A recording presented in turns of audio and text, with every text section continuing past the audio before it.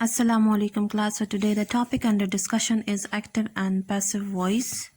So actually there are two ways in which we can describe an action performed by the subject in relation with the object. So let's talk about the active voice first. Well, in active voice we could say that the subject perform an action and object receive the action. इसमें क्या होगा कि structure कुछ यूँ होगा, that is based on subject, verb and object. इसमें subject जो है वो action perform करेगा, ठीक है, और object जो है उस action को receive करेगा. For example, Ali repaired my car. अच्छा, ये सेंटेंस एक्टिव वॉइस में है. फाइन. यहाँ पे अली जो है वो सब्जेक्ट है, repaired is like action word और we could say verb, and my car is an object. So Ali यहाँ पे चूँकि सब्जेक्ट है वो एक्शन परफॉर्म करता है, ठीक है, और ऑब्जेक्ट उसे रिसीव करता है. Fine. So this is what we call it an active voice. Now let's talk about passive voice. Fine. Okay, here an action is performed on the object by the subject. Fine. यहाँ पे action perform होगा object पे by the subject. So the sentence structure would be like this: object plus helping verb plus verb की third form हम लगाएंगे, then preposition by लगाएंगे, then after that subject लगाएंगे. Fine. So sentence कुछ यूँ बनेगा: My car was repaired by Ali. Now here we could say कि object आएगा first of all, ठीक है, फिर helping verb आएगा, that is was, and फिर verb आएगा, तो verb की third form यहाँ पे हम लगाएंगे, then by put करेंगे जो कि preposition होगा, and Ali जो है वो subject है तो हम last में वो put करेंगे. Fine. Now the question is how we can convert any active voice into passive voice. So here we could say you will have to remember these 5 steps or 5 rules in order to convert active voice into passive voice. So the first step will be like you will have to identify in a sentence what is a subject, what is a verb and what is an object in a sentence. तो first of all आपको जब active voice का एक sentence दिया जाएगा तो आप उसमें फर्स्ट स्टेप उस पर जब आप अप्लाई करोगे वो आप आइडेंटिफिकेशन करोगे सब्जेक्ट, वर्ब और ऑब्जेक्ट की. उससे क्या होगा कि आपको सब्जेक्ट और ऑब्जेक्ट का पता चलेगा. तो सेकंड स्टेप आप फिर कर सकते हो जिसको हम स्वैप कहते हैं. फाइन. अच्छा, स्वैप में क्या होता है, हम क्योंकि प्लेस चेंज करते हैं, सब्जेक्ट को ऑब्जेक्ट की जगह लाते हैं और ऑब्जेक्ट को सब्जेक्ट की जगह पे लाते हैं. Fine. Like subject with object and object with subject, like subject और ऑब्जेक्ट की प्लेसेस चेंज कर लेते. फाइन. अच्छा, थर्ड स्टेप में क्या होगा कि आप मेन वर्ब को जो है वो कन्वर्ट करोगे और थर्ड फॉर्म ऑफ वर्ब जो है लगाओगे. Fine. So you will have to use third form of verb. Then after that you will have to add proper helping verb of to be before main verb. main verb से पहले जो है आपने एक proper helping verb लगाना होगा. Fine. वो tense पे डिपेंड करता है. अच्छा, फिफ्थ स्टेप में आप क्या करोगे कि you will have to add preposition by before the subject. Fine. Okay class, so you will have to remember several stuff.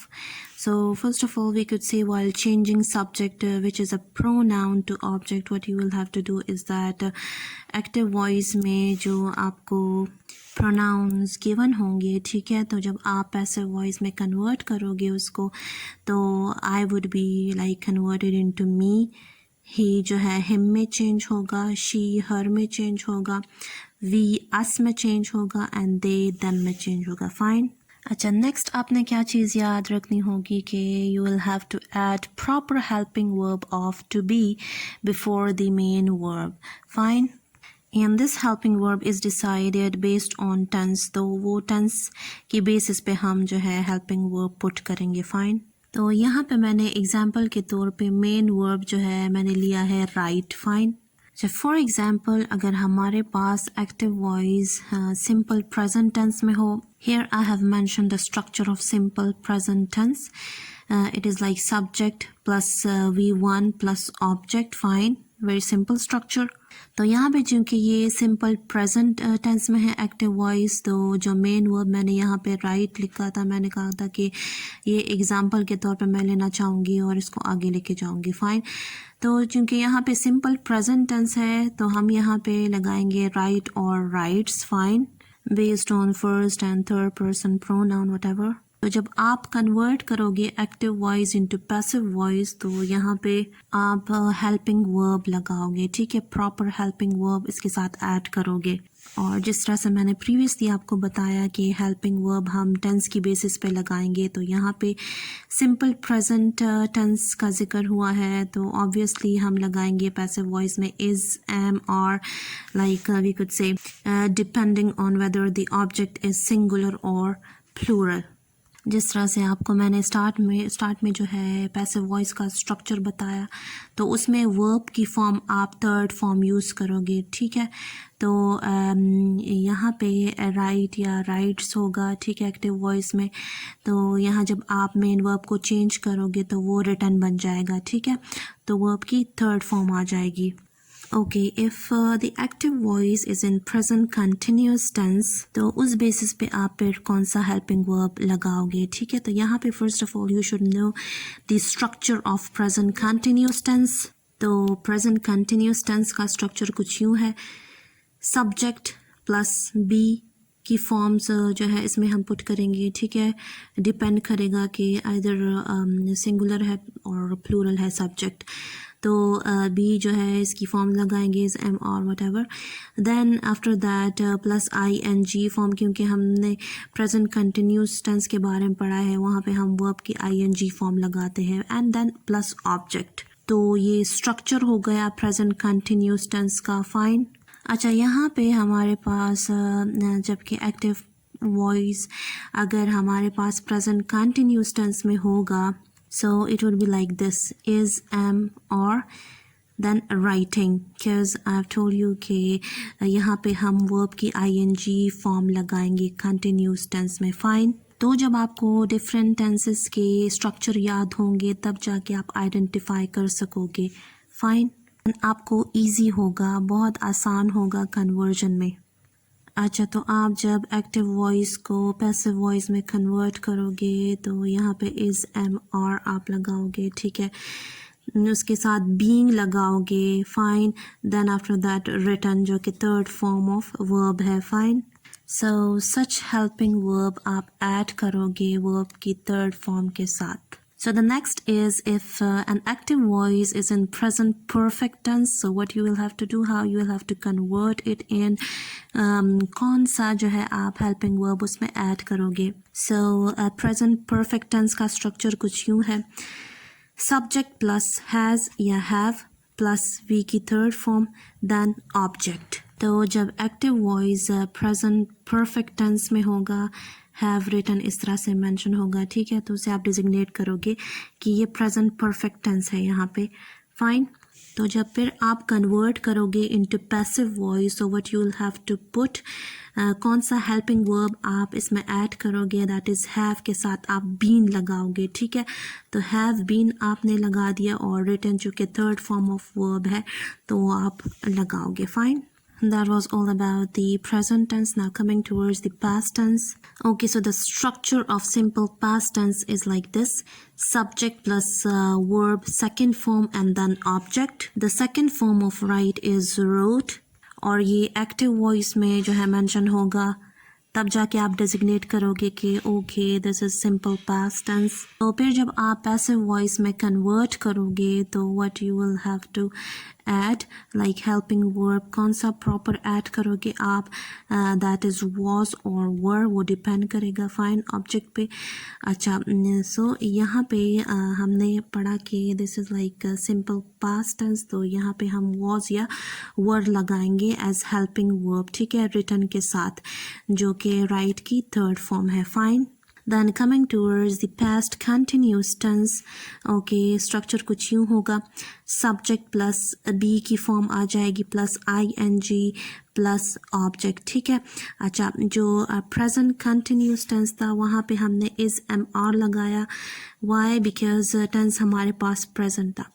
यहाँ पे हम बी की फॉर्म लगाएंगे was और were. Why? Because टेंस हमारे पास पास्ट टेंस है, फाइन, और verb हमारे पास ing फॉर्म में होगा. Why? Because कंटिन्यूस टेंस की अगर हम बात करते हैं तो वर्ब जो है वो ing फॉर्म में आता है, फाइन. सो एक्टिव वॉइस में कुछ यूँ होगा was, were and then right जो है तो उसकी फॉर्म ing होगी, तो उसके साथ ing हम लगाएंगे तो वो राइटिंग बन जाएगा, ठीक है. आफ्टर दैट जब पैसिव वॉइस में आप कन्वर्ट करोगे तो आपने हेल्पिंग वर्ब प्रॉपर लगाना होगा, ठीक है. तो वॉज वर के साथ हमने बीइंग लगाना है, फाइन, एज हेल्पिंग वर्ब, और रिटन जो है वो राइट वर्ब की थर्ड फॉर्म है, ठीक है. तो हम वो थर्ड फॉर्म लगाएंगे जब पैसिव वॉइस में आप कन्वर्ट करोगे, fine. Okay, coming towards the past perfect tense, so its structure is like this: subject plus had plus V3 की फॉर्म लगाएंगे, ठीक है, प्लस ऑब्जेक्ट. एक्टिव वॉइस कुछ यूँ होगा had written, और जब पैसिव वॉइस में आप कन्वर्ट करोगे तो आप पुट करोगे प्रॉपर हेल्पिंग वर्ब, तो यहाँ पे had के साथ been लगाओगे, फाइन, और V की थर्ड फॉर्म लगेगी, fine. Okay, now what, future tense की तरफ आते हैं. अगर एक्टिव वॉइस सिंपल फ्यूचर में होगा तो फिर आप जो है पैसिव वॉइस में जब कन्वर्ट करोगे तो कौन सा हेल्पिंग वर्ब आप लगाओगे. So the structure of simple future tense is given below, that is subject plus will plus V1 plus object, fine. तो सेंटेंस में एक्टिव वॉइस में कुछ यूँ होगा: विल राइट. देन पैसिव में आप कौन सा हेल्पिंग वर्ब लगाओगे, विल के साथ आप बी लगाओगे, ठीक है, और वी की थर्ड फॉर्म लगेगी, written. And coming towards the future perfect tense. अच्छा, फ्यूचर परफेक्ट टेंस का स्ट्रक्चर कुछ यूँ है: subject plus will plus have plus V3 की फॉर्म आ जाती है, फाइन. सो एक्टिव वॉइस कुछ यूँ होगा: विल हैव रिटन. अच्छा, जब पैसिव वॉइस में आप कौन सा हेल्पिंग वर्ब पुट करोगे, that is will have been. Will have के साथ बीन लगाओगे और वी की थर्ड फॉर्म लगेगी, फाइन. सो आप सोच रहे होंगे कि हमने ये 4 टेंसेस क्यों यूज़ नहीं किए. So actually we don't use these 4 tenses while converting active voice to passive voice. So in English grammar, we don't convert sentences of these tenses into passive as it is not grammatically correct. And that is, we could say present perfect continuous tense, past perfect continuous tense, future continuous tense, future perfect continuous tense, fine. Now coming towards its examples, like how you will have to convert active voice sentence into passive voice sentence, fine. For example, हमें एक sentence given है: children love animals. So in order to convert such a sentence into passive voice, you will have to apply 5 steps or 5 rules. Then after that, आप convert कर सकोगे active voice को passive voice में, fine. You will have to remember those 5 steps which we have discussed at the very beginning. So rule number 1 is you will have to identify first subject, verb and object in a sentence. Now subject here is children. Okay, love is a verb and animal is an object. Rule number 2, if you remember, rule number 2 हमारे पास था swap, ठीक है. तो हम swap में क्या करेंगे, rule number 2 में क्या करेंगे, सब्जेक्ट चूँकि हमारे पास है children and animal हमारे पास ऑब्जेक्ट है, तो हम children को animal की जगह पे प्लेस करेंगे और animal को children की जगह पे प्लेस करेंगे, fine. And rule number 3 includes you will have to convert main verb into V3. कोई सा भी सेंटेंस हो, ठीक है, अगर आपने पैसिव वॉइस में कन्वर्ट करना है तो आप वर्ब की थर्ड फॉर्म यूज़ करोगे, फाइन. तो यहाँ पे हमारे पास क्योंकि मेन वर्ब लव था, ठीक है, तो V3 की फॉर्म हम लगाएंगे वर्ब की थर्ड फॉर्म, और यहाँ पे हमने लव्ड लगा दिया, fine. Then rule number 4 include you will have to add proper helping verb, और वो हमने डिटेल से पढ़ लिए, ठीक है. Like हम helping verb decide करेंगे, हम तब जाके पुट करेंगे जब हमें tense मालूम हो कि कौन सा tense given है, fine.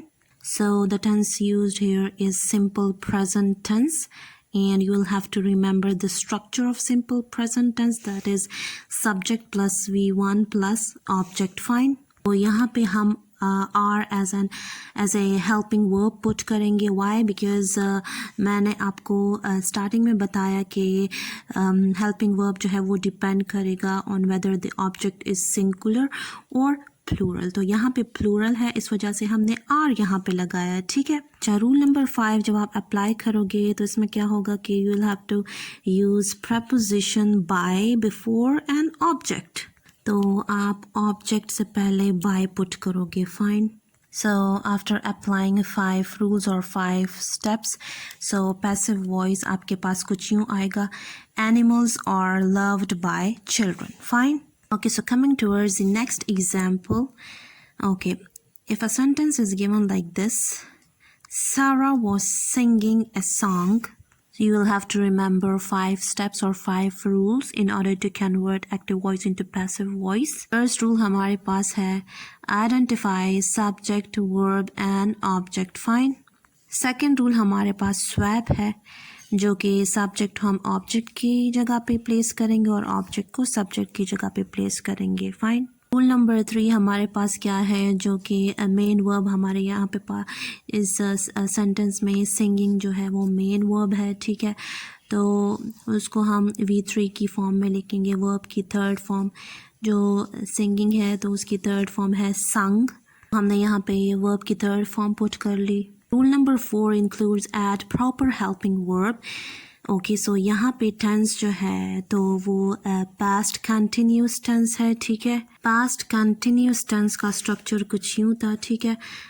subject, then be की form was या were होगी. ठीक है. और verb जो है उसके साथ ing की form लगाएंगे, then object होगा. fine. तो हम helping verb यहाँ पे add करेंगे was, being. ठीक है. was के साथ हमने being add किया. And rule number 5 is way too much easy. What you will have to do is that you will use preposition by before object. Fine. Like by Sarah. After applying 5 rules or 5 steps, so हमारे पास passive voice कुछ यूँ आएगा. A song was being sung by Sarah.